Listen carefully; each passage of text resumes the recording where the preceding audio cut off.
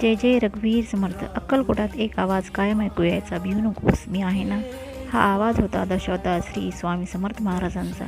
स्वामींचे एक दर्शन मिळाले तरी भक्तांच्या मनातील अस्वस्थता दूर व्हायची.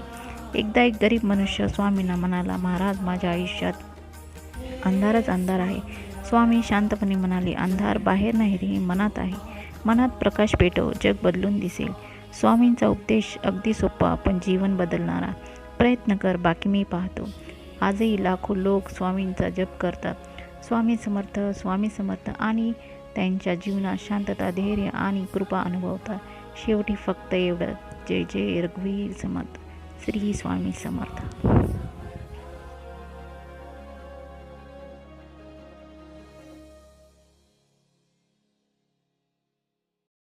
भिऊ नकोस, मी तुझ्या पाठीशी आहे.